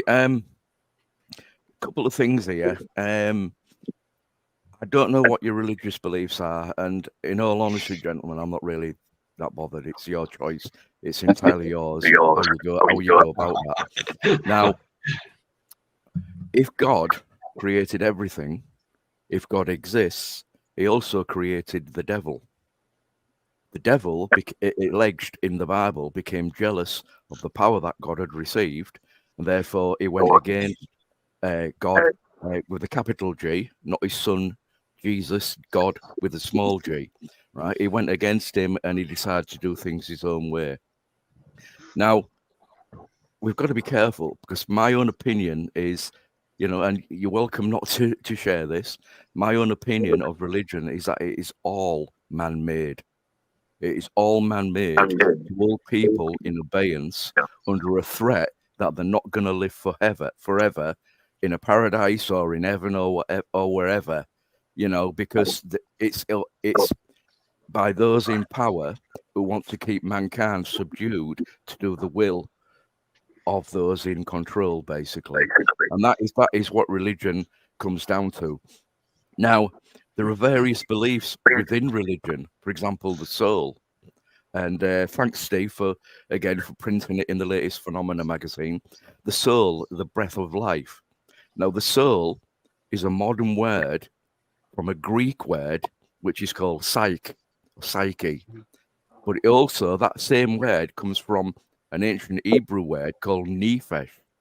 A man becomes a soul because he can breathe. And when you can't breathe, the soul dies. It isn't a wispy thing that comes out of the body when we die and can be stolen by these demons here or these demons there, or ET or aliens or whatever from Zeta Reticuli again. They'll hate me on that planet, they really will. But what I'm saying is, again, as it says in the Bible, make sure of all things and hold fast to what is fine. You have a responsibility as an investigator to seek out the true meaning of words and what they mean. I know Rick has talked about this previously, about Sheol and Gehenna and other places that, on the previous show. But if you look at the word nephesh, it literally means to breathe. Mankind becomes a soul because he can breathe. Now, the best example for that is the story of the Apostle Paul when he's traveling from the Holy Land to Rome, and they get near Malta, and there's a major storm, and they're in this boat in the middle of the Mediterranean, and basically their lives are in threat. Now, depending which variation of the Bible that you read, the word soul is also translated as persons. So a soul is a person who breathes, and that is biblical fact. And this again is what has been used by religious organizations to hold mankind under the thumb, basically. There you go, guys. That's the religious bit for today's show. Off and done with. Yeah. So soul energy, or let's put it this way: everybody is made up of energy, so frequency. No, the Bible says the soul that is sinning, it itself will die. It's not energy, Rev. You will die when you stop breathing. And it also says in Ecclesiastes 9:5, the dead are conscious of nothing, for all that they have to do is ended. Yeah, right. So in the biblical context, the Bible's kind of put together not as it was. It's been picked over. It's been pulled apart, and it's been manufactured into where it is now. Yeah, the Bible has that many different translations done. Yeah. Since, the first Bibles, the books of the New Testament, were actually wrote about 90 years after the alleged Son of God, Jesus, passed on. Okay. But how do they know what they put in there is correct? Yeah. There's the treaty in Nicaea, isn't there, where Constantine, the Roman Emperor, he gathered everybody together to try and formulate a unified religion to bind the Roman Empire together instead of it falling apart. So I can't remember if that was around about 300 AD or 400 AD, but it was around about that time. Yeah. Okay. Rick, Nathaniel, anything? Yeah, I was going to say it's a bit more complicated than that, because the Bible contains scientific knowledge that could not be guessed at. In Job 28, 25, it talks to make the way to the winds, and now eventually science finds out that molecules, atoms, the oxygen that have actual weights, and you can measure it. So when you look at that, I can't see how that could be man-made, how it can be guessed. My own opinion is it's either God or it's an alien with scientific knowledge. That's where I am on it. But what you're saying about getting used and how the way the Bible's broken down on that, I agree with you, Chris. But I think part of the illusion has been to make it to believe it's man-made. Whereas when you look at some of the things in it, I can't see how they could get the information that it was. Excuse me. The Bible has been translated that many different times that the true meaning of, I'll call it the word for the sake of a better explanation, the true meaning of what the Bible was about has actually been destroyed. You know, it says in the Bible, one Lord, one faith, one baptism. So which is the one Lord? Allah, Buddha, God, Jehovah. Which is the one Lord? Which is the one baptism? How many Christian denominations are there, Rick? But that's exactly what I'm getting at. This is how it breaks everything up and divides. It's done that. You could interpret. Look, it's translated into different languages. You read the Bible in German, you're going to get a different effect if you read it in Italian. What I'm saying, Chris, is that's part of the issue that's been done. It's been done so it breaks up like that, so it divides everybody up. That's how I see it anyway, mate. Sorry, Nathaniel. Sorry, Rick, you broke up slightly then, mate. I didn't quite get what you said. I was just saying that I was just saying that the different languages creates different interpretations of the Bible. But what I'm saying is that's planned. That's part of the thing to break up. So you've got 2.1 billion Christians. They're broken into three major denominations that are then further broken up into smaller denominations. And sectarianism's probably worse than anything else. And what we're seeing in Israel now is the So this is why the best thing to do if you want to know what it actually says is go back to the Semitic languages and read the words in the Semitic language. Yeah, right. You're right. No, you're right. That word Nephesh is a Semitic word. There then, Chris, Rick, just in case Steve Mera wants to say anything. I don't know whether you do. See, shaking your head. You get bogged down in religion. Usually I don't get involved. Certainly do, yeah. No. Well, we can end this in a moment. Yeah, just the bottom line for me is that if I had a stack of Bibles, I'd throw them away. Absolute waste of time, because it's just been so manipulative. The way that they've been used. Religion is still doing this. It's the biggest subject that's led to death on this planet. Yeah. I see the thought of religion. Religion for me lies here. Knowing what is right, what is good, and doing things for fellow people. That's my footprint in life. Now, I'll tell you, you know what? If you want to, the Bible, if you're talking about Christian Bible, the Catholic Church or whatever, then they are significantly diluted. Yeah. Because I'll tell you what's happening. Our Catholic, our Christian God was demanding blood sacrifice. Yeah. And forced people to kill their own kin towards him. Yeah. He had bad days where he wanted to smite people. Yeah. This is not a good God. This isn't God that we would think, this is it's it's mixed in with Sumerian stuff, it's mixed in with Egyptian stuff. Yeah. The whole thing is a right mess. Now this is why it's utilized. Religion is utilized as a power tool. And this is why I don't get involved in religious things, because each and every person has been indoctrinated with religion one way or another. And it's unfortunate we have to think that we need it. What we need is this. I tell you what the power of religion is it? A group of people coming together, thinking together. That's what power of religion is, I think, to me. That's all I want to say. Well said. And I think I agree with you, Steve. If we've done on that, we'll open it up with another question, Les.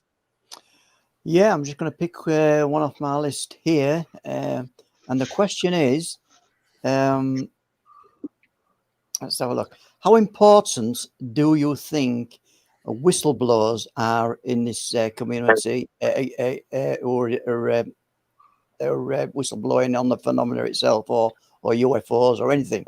How important are whistleblowers, and are they credible? Or tools to be used by the higher powers? I don't think anything's worthy of anything these days. I mean, our whistleblower's going to come forward and tell us something we don't know. We all make a big fuss. Oh my God, this whistleblower's come forward and telling us that they might have captured beings or captured. Well, hang on a second. I already know all this sort of stuff. This is old news being brought on by a new face. And then the people that address this in the highest locations, such as the congressional hearings and all this, absolutely rubbish. These guys, they were up there going, well, do you know what? What's Roswell? What's Roswell? The kids in school know what Roswell is, mate. What are you going on about? 70 years, if not longer than 70 years, they've known about this phenomenon interacting with us for a long, long, long time. And then you want to brush it all away, put it all under the carpet, give it a new terminology and a new reboot, and pretend we've all got amnesia. It's absolutely ridiculous. I'm not going to sit back and wait for any whistleblower to come forward to tell me something new that we don't currently already know. So that we all got pieces of information. Yeah, I mean, when I was working at NATO, I was working on secret programs regarding, biological circuitry on microboards, which were being used 28 years ago. I'm just part of that. And you can't call me a whistleblower, all right, but there are thousands, if not more, people know about this. I've been working in those industries. At the end of the day, it's just a new face coming to the table. Does it get us anywhere? Everyone going, oh, well, we're going to get disclosure. You're not going to get disclosure. You're never going to get disclosure. They never can disclose this because this phenomenon is right under your nose. You cannot control it. It can interact with you anytime, anywhere, and you've got no chance. They're not going to drop that on the people's knees, are they? No, they'll come forward with a little bit of information, which is another lie, another misdirection, and it will drag on. It's been going on since the 1950s, and then 60s, 70s, Citizens Against UFO hearings. All people don't realise that these have been going on forever and ever. We never get anywhere. Now we've got a new face that comes through. Grush comes forward and says this, that, and the other. All right, well, very interesting, but you're not telling us anything new. And that's the unfortunate thing, I think. Well, when we talk about this, Paul, it's problematic. I don't think we're anywhere near it. No, thank you, Steve. Anybody got any views on Chris Evers? Yeah, Grush was a bit late, Steve. He came forward and spoke to us about the Italian Nazi UFOs from the 1930s. Well, we had that in our Limits magazine in 2020, so he was 3 years late, as far as I'm concerned. I know. It comes down again to a personal experience. How do we need a whistleblower to explain to us what we've seen with our own eyes? We don't need it. We know it's true anyway. You're absolutely right, but I think he's giving them a platform. Look at, just to take an example, Leslie Keane recently announced that, oh, well, UFOs are linked into the paranormal. Hello, Leslie, where have you been for the last 20 years? But because she's given the platform, it's like, oh my God, there's a new era of study. The researchers that have got a foot on the ground like us, we know this mechanism. But just because we might not get an audience of a million people that's going to read it in a New York Post or something, doesn't mean anything. Surprise. Yeah, Nathaniel, any views? I'll just piggyback off of what Steve was saying. Yeah, I think it's the byproduct again of researchers compartmentalizing the phenomenon. I realized that when I was dealing with incubi victims and then experiencers of abductions. Same accounts. It's just we compartmentalize them. Once you get them in their own presence, they'll talk about it, and you'll start to see the behavioral patterns emerge. But that's all I had to say. Thank you. Yeah, I was quite surprised recently.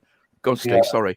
I'm only going to say that I agree with Nathaniel about the compartmentalization. Even back in the days of Project Blue Book, the Blue Book officers, which were very staged, of course, because it really was absolutely fruitless, that investigation. It was run by a 6 foot by 8 foot room with one phone and a little board on the wall. I mean, seriously. And at the end of the day, they'd ring up the press and say, well, we're going to see Mrs. Brown today and we're going to interview her. So the press are there and the guys get out the car and they all look fantastic, the Blue Book officers, and it's all fandango. You go in there. Have you seen the report forms, Chris? They're absolutely crazy. I've got them all, got the full lot, full document. And it's like a 12-year-old's put them together. And honestly, I cannot understand. They had no idea about putting proper details down. It was just all a screen from. But what is interesting when you read between the lines, Mrs. Brown said, oh, well, after I had the UFO incident, I had a poltergeist type stuff going on. Oh, no, Mrs. Brown, we don't want that ghosty stuff. Yeah. Let's just stick to the fact about the UFO. The compartmentalization stuff was going on back then, done purposely. Yeah, I was just going to mention, you've more or less said what I was going to say, Steve. recent NASA hearings, we couldn't analyze anything because we didn't have the information. What? Hang on, you've got 80 years worth of information to go through. Yeah, sit on this and swivel. You know, sorry, guys, but that's how I feel. Oh my God, that's the best line of the night. I love it. Awesome. Applause from the face. I'm here all week. Any views, Rick, Rev, before we close that one? I can't add on that, Paul. Okay.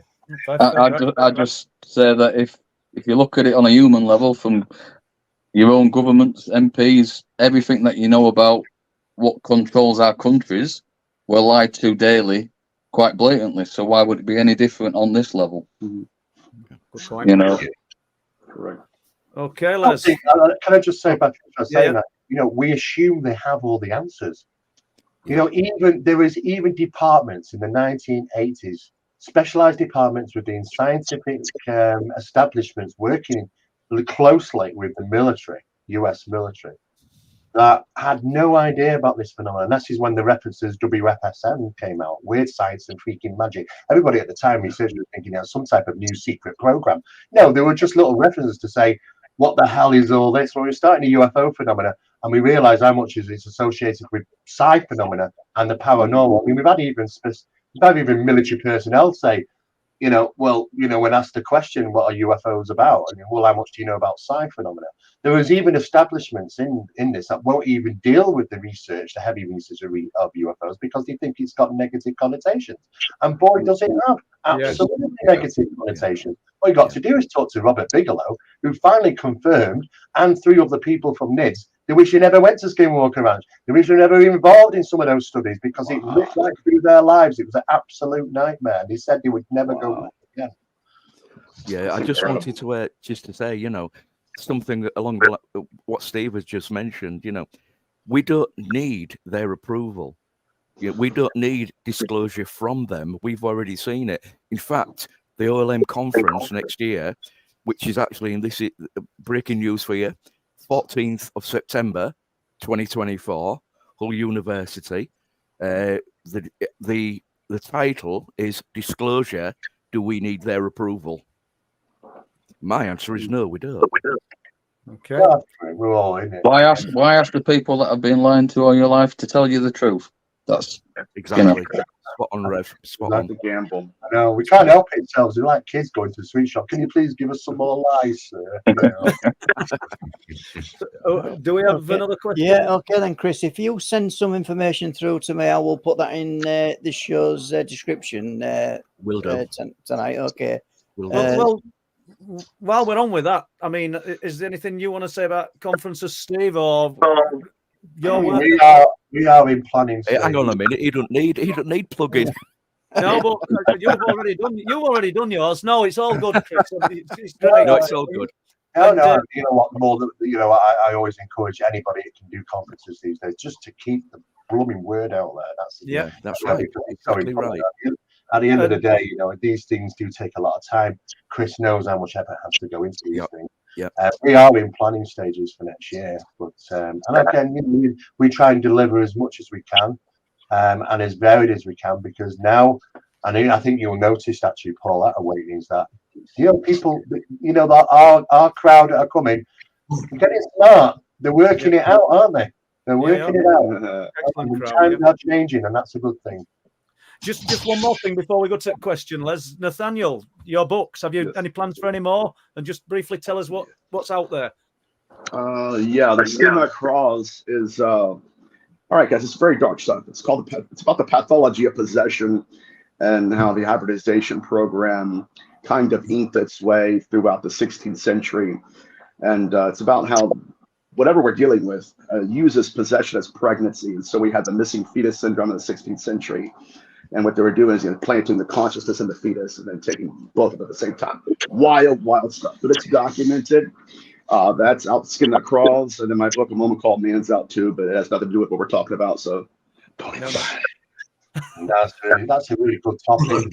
Nathaniel, do you get into any of the ancient Irish cultures regarding the connection there? I'm going to. You know, the changeling phenomenon, well, it seems like we're dealing with simulants. entities that want to appear real. And I'm going to throw this out to you guys because, you know, it's not like I get to talk to you guys every day. Never mind. I'll shut up. But yeah, simulants, absolutely, where they exchange it and hope you don't notice. And you've seen that, Steve, with that glass, that coffee mug. It's interesting. Absolutely.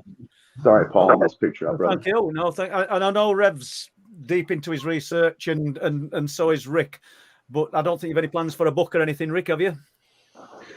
I'm going to get a bash, Paul. I'm trying to put all my notes together and finally get around to doing it. I'm at a point now where I think I could complete it. Before I was still in the sort of research stage, but now I'm ready to go for it.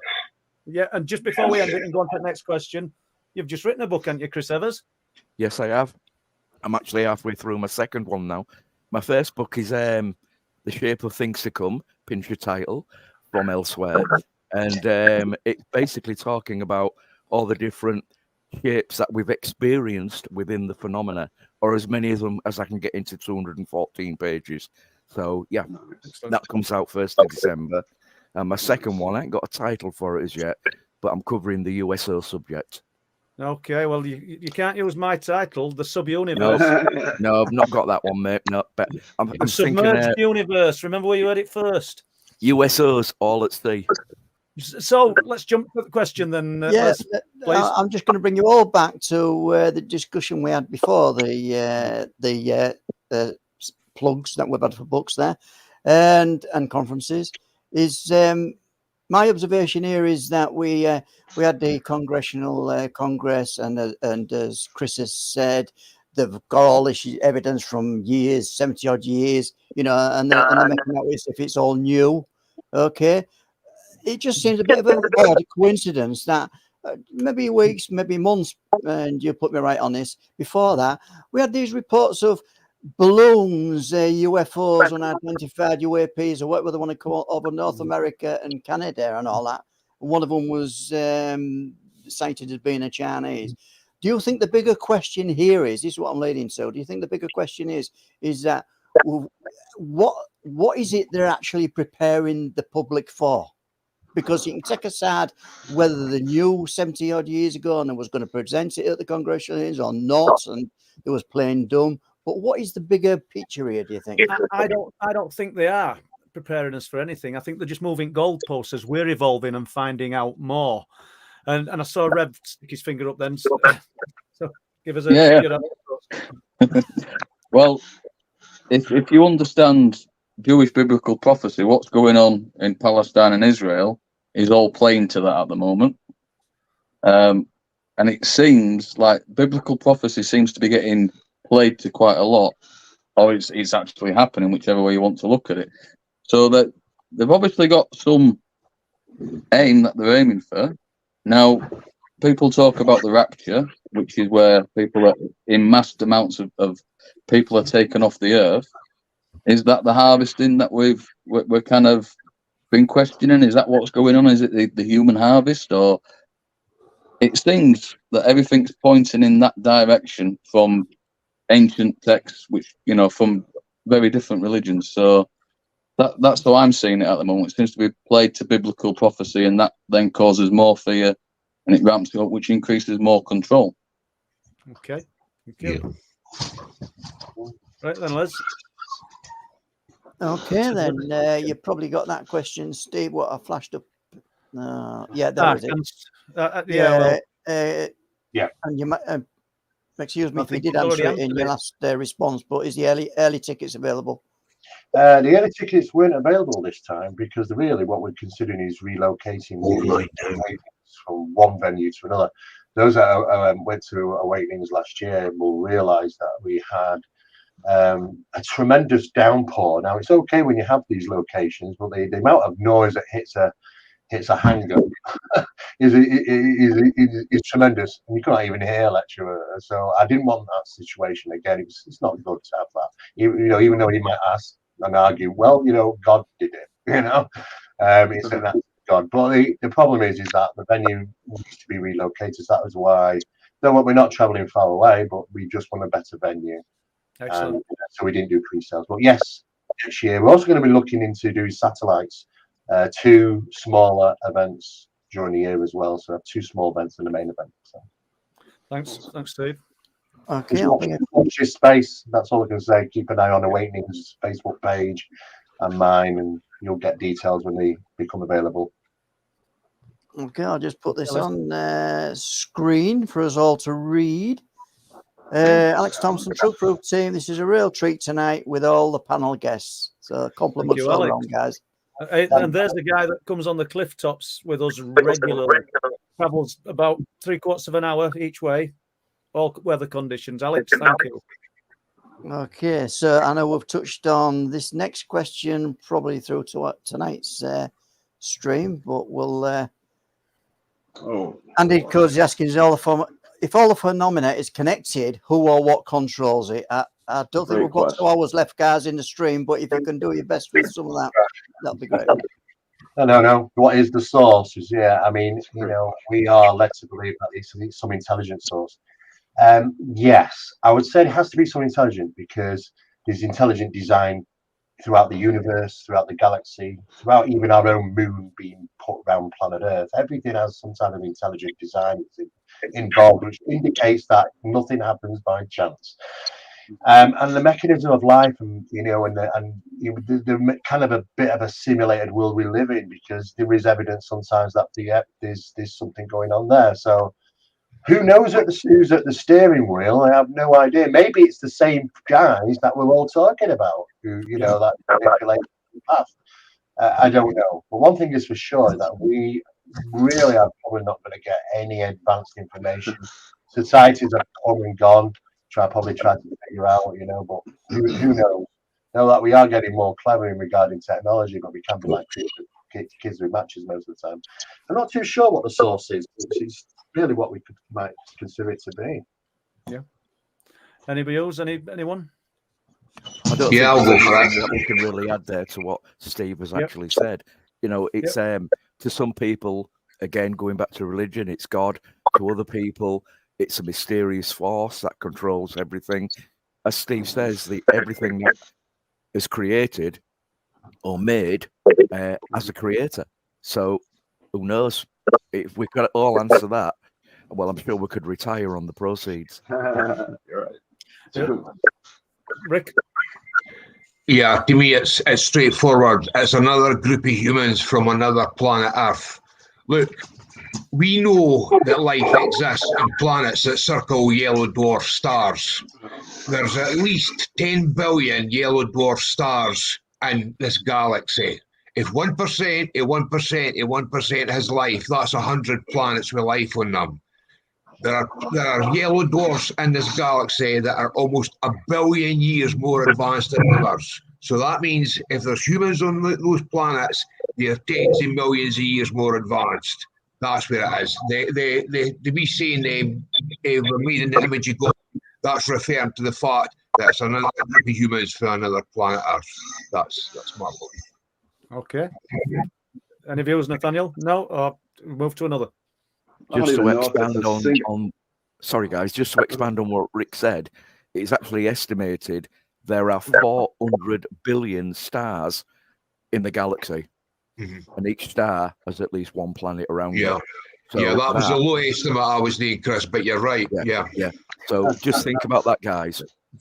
Just before always forever growing around them, the more advanced equipment that we get that can look more further into deep space, that calculation expands the next time. Yeah, that's but right. we can't look into deep space, because what you're doing is you're getting false images sent to you that's then translated. So the pictures that we're told are deep space are not. It's that simple. And saying that a planet, they can't look into space. You can't look up there and see millions of years and look at a black hole because it's black. It's just ridiculous. Yeah. Right, Nathaniel, have you any views on this before we close this one? For the question, I don't know. I mean, first of all, Andy, I'll be with Andy tomorrow. It's my buddy Andy. Good to see you. Yeah, I don't know. I mean, who or what? That's singular. I don't know if there's a singular intelligence behind it or if there's multiplicity of them. But to that end, I don't know. The 3 levels of knowledge: the known, the unknown, and the unknowable. And those 3 we're existing somewhere in those right now. So I'm with everybody else. I have no idea. Well, maybe it's conscious energy. Maybe it's all conscious energy together that created stuff. You know what I mean? So if you get enough people thinking the same way, you can manifest things. Maybe that's how it all came about. Well, yeah, but I can't see Yahweh Elohim of the Bible, which is what most people think of, who controls it, taking 12-year-old kids out of their own bodies during abductions. No. Doesn't really sound sociable to me. It doesn't, but then if you look at Yahweh, I am, it's telling you that you are a god.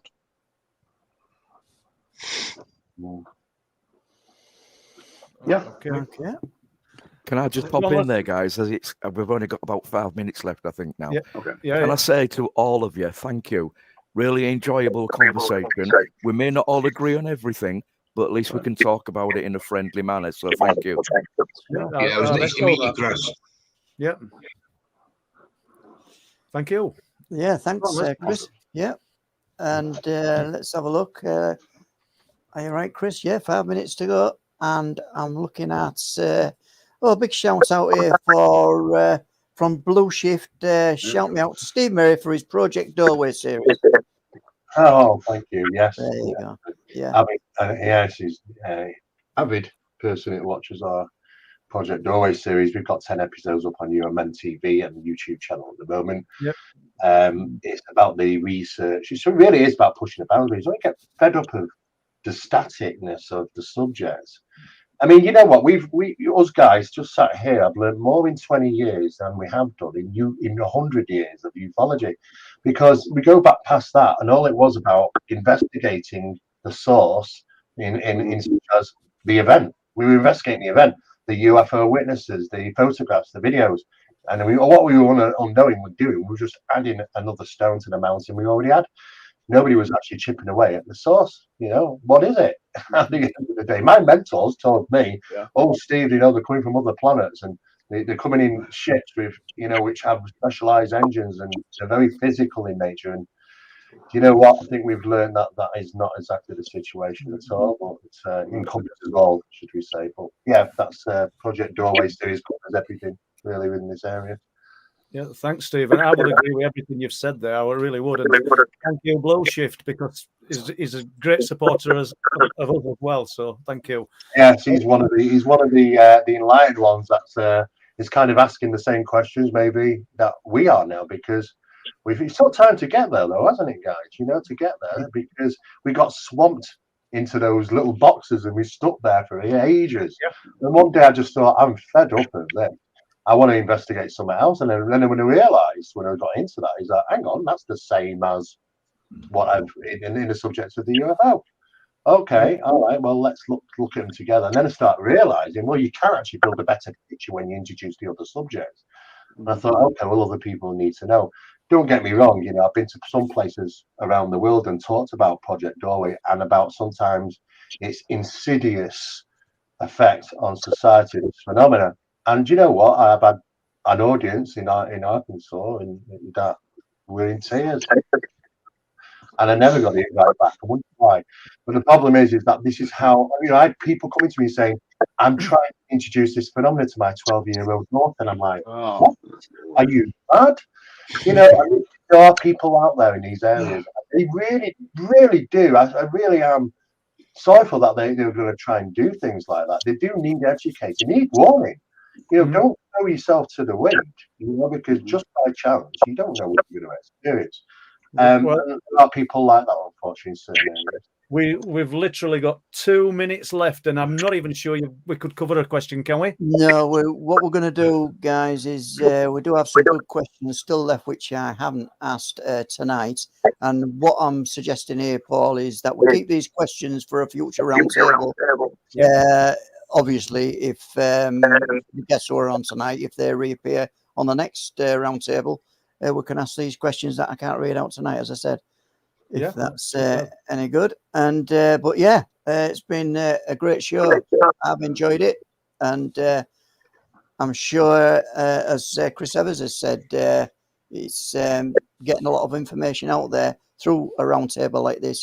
It can't do any harm. It just must do a lot of good. Well, absolutely. Yeah. Final note from me. I'd just like to thank everyone: Rev, Rick, Chris, Steve, and Nathaniel. Honestly, been a pleasure speaking with you.